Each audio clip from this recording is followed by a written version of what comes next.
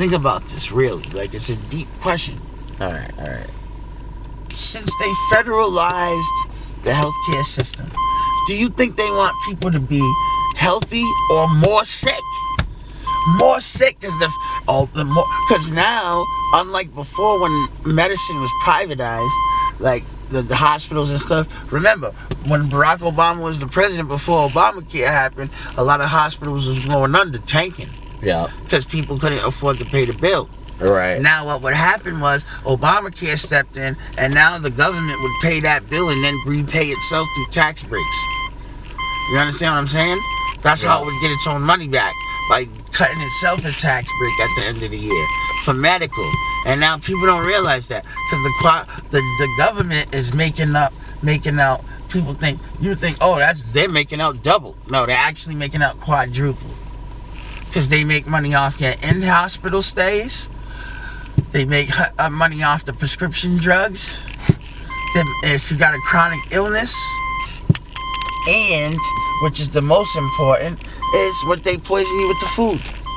Oh, that's the worst. And it's funny because Lauren London, just in her expose on what happened to her husband, she said that the government killed him because in the Dr.Sebi video, they found out he was gonna reveal that they're injecting the diseases directly into the food now. Before, they were just giving us malnutrition. They were giving us poison in the food. Now they're no longer putting poison in the food. They're giving us the viruses directly when we consume these goods. And we don't even know that the viruses is in there. And the thing about these viruses and bacteria and fungi and different things that they're infecting us with is that the triggers are not the food you eat that has the virus, or whatever it is in there.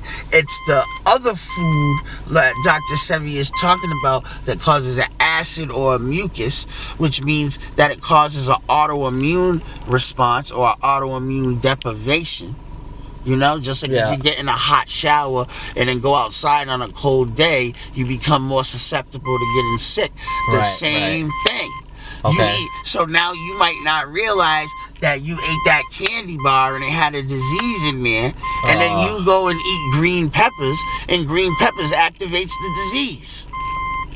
You see what I'm saying? Yeah, dude. So that's what it is. It's key components. They put stuff in it, and then when you eat something healthy, it activates it. It activates that. Oh, dude, that's why because when of people the breakdown. Because remember, the healthy foods break down what keeps those things in the dormant state. It's like Antarctica and the ice.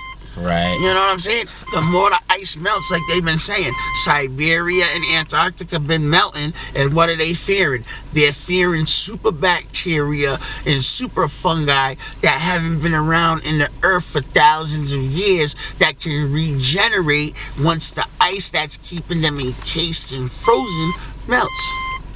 Because remember, bacteria and fungi don't die. Right.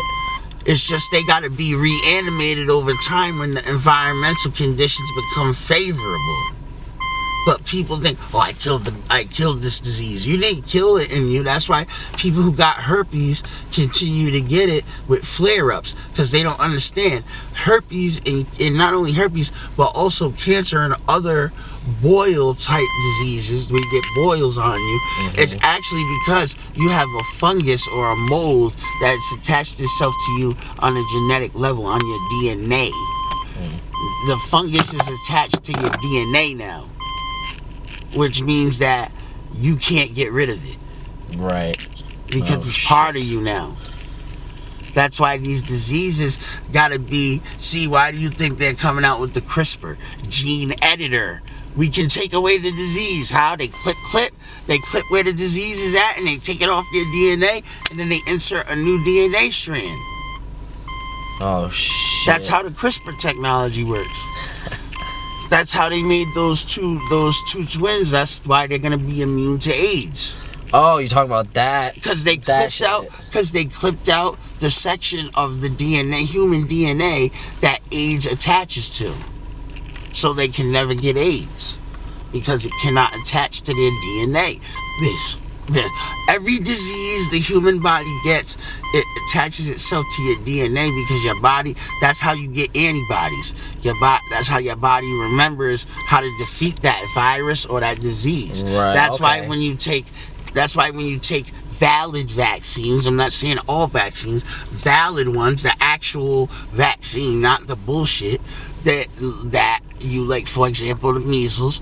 I got the measles vaccine when I was young. So what does that mean? That means my body defeated the measles in the weakened state.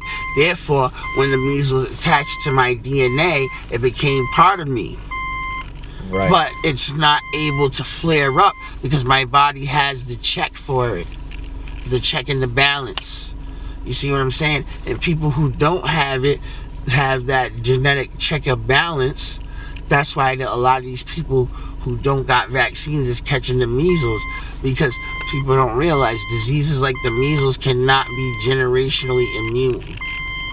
That means you can't pass the immunity to your children. You can't. Right. Okay. But things like genetic diseases like cancer and AIDS, with the gene editing technology, you will be able to pass that to your children because it's gene editing. These other, like cold, flu, there's too many versions of them for you to be able to edit that out. Right, yeah. All you gotta do is go back to Tom Cruise War of the Worlds. How did they win? Because of the common cold. You know why? Because there's so many that, even though they were such an advanced race, the common cold multiplies and adapts and changes so many times within just 2 or 3 generations that it already becomes immune to what you tried to attack it with. That's what people don't understand. That's why they say, oh, you gotta dry it out or you gotta starve it out, because these are the only ways you can effectively get rid of these cold, flu, stuff like that. That's why when you got the flu, you don't want to eat, you stop fasting. You know what I'm saying? Right, because your body wants to get rid of it, but it doesn't want to eat because it doesn't want to give that any energy either. It's like, yo, it's going to be the endurance. Who's going to live?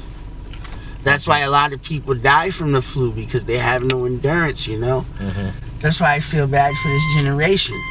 This generation is suffering heavily from a lack of discipline, you know what I mean? They don't like pain. Lack of discipline. Lack of discipline tolerance. And focus. Exactly, because they don't have tolerance. They're asking everybody to tolerate them, but they have no tolerance. Right. You know what I mean? And by tolerance, I'm not talking about LGBTQ and all that weird shit. I'm talking about tolerance. I'm talking about pain thresholds. I'm talking about the ability to take a criticism. I'm talking about the ability to take a criticism and change. We hear what somebody's trying to tell you and be able to see the greater good or the greater picture. But they want to shut the shit down because they just want to, that everybody wins a trophy generation. That's what this generation is going to be remembered as. That everybody wins. Everybody's equal, so everybody wins. You know what I'm saying? And I'm telling you, in this, as a black man in America, everybody wins? No, bro. That's not how it goes. That's the pipe dreams that the elite sell us, so that way we stay confused with racism, classism, materialism, all the schisms. You know what I mean? Everything that a schism is a divide. Yeah. You know what I mean? And what's their main saying they teach us all the time? Divide and conquer. You know what I mean? Yeah. And every example in history, when people unite, we conquer the elite. You know what I'm saying? Yeah. So it's an obvious ploy to keep us divided, so that way we would never go against them. So we never realize they're the ones who are controlling our lives. And they don't control our lives directly. They only got to play the chess game indirectly. They're not the one moving the pieces on the board. They're betting the bet on the guy who's moving the pieces. Yeah. You know what I'm saying? And that's how they keep their hands clean. And that's why even with this Nipsey Hussle thing, everybody's saying now it's not a conspiracy. It's a jealous guy who was a snitch, gang warfare type shit. But if you understand the totality of the system, then you understand how they're really playing you. The Matrix is a funny thing, and it's very fickle, because if you understand, I don't know if people saw it, but they predicted Nipsey Hussle's death a month ago in February. They had the story released, starting Nipsey Hussle's shot dead, blah, blah, blah, blah, blah. It was on the internet 1 month ago. And exactly, it's crazy. Now, and especially when you think about the murder by numbers, and the different numerology and cosmology he died under. And if you remember, what's the number one law of the Illuminati and Shaitan that when they made the deal in Job with God, is they have to tell us the truth before they execute something. Before they execute a deception, they got to tell us the truth. Whether or not you understand that when they tell you the truth, that it's the truth, is up to your discernment. That doesn't mean they didn't tell us, just because you don't understand. You see what I'm saying? And that's where people don't understand this situation in the totality of what it is. Right. You know, and it's funny because I keep trying to tell people the quantum computer got us. Because people don't really understand is these situations that keep arising like this, these different tragedies, if you want to call them that, like Bill Cosby, R. Kelly, these different things that you could bring out, blackface scandals, and all these different things are just here to manipulate the divide. That's all it is. It's to remind us the divide is still here. It's to remind us who we all are. See, they